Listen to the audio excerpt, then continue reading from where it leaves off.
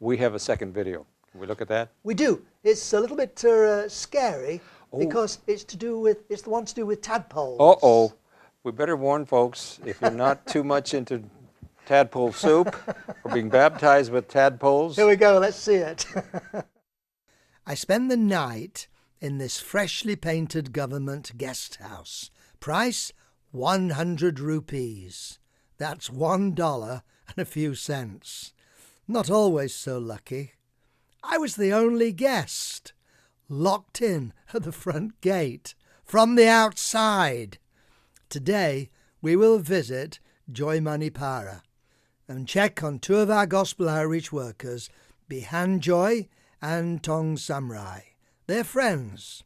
They don't live in this village, but while in the local market, they made friends with some of the local people. It wasn't long before the village people realized that there was something different about our gospel outreach workers, and they were invited to Joy Money to share what it was. They've been having meetings since the middle of December, and today 10 new believers will be baptized. We met on a public piece of land by the road and connected the PA system to an overhead electric wire. Unfortunately, there was a power cut and we lost electricity before our meeting started. This village didn't get many visitors, so they wanted to know where I was from.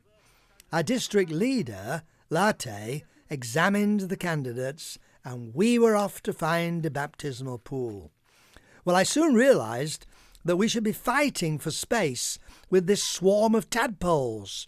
We read the scripture, prayed, and welcomed these new believers into the family of God. This is why we support gospel outreach in Tripura, India. We need your prayers and we need your financial support. Where were our gospel outreach workers sleeping? Well, it was in this small, dusty shelter by the side of the road. They asked me if I would like to look around the village. I met some very interesting people. Some were very busy, others were just standing around wasting time and health. There's no water source in this village, but a water truck comes to visit. I wonder how the ladies can carry so much. It seems like all the ladies are very busy, weaving, preparing food, cutting wood, sorting out the children, but they're willing to stop and talk. They are willing to listen to our gospel outreach workers. But many homes still have an idol shrine. This man got delayed at work and missed his baptism today, but his Hindu friend came to see his son be baptized. Most homes are built of local materials, but I noticed this sturdy foundation where this young boy was standing. Let me tell you about him while we continue our tour. He'd lived here with his parents. His mother died. His father remarried someone in another village. A storm came and the house was blown down, and the father moved away, but the boy stayed. He now lives in this nearby house and has received Bible studies.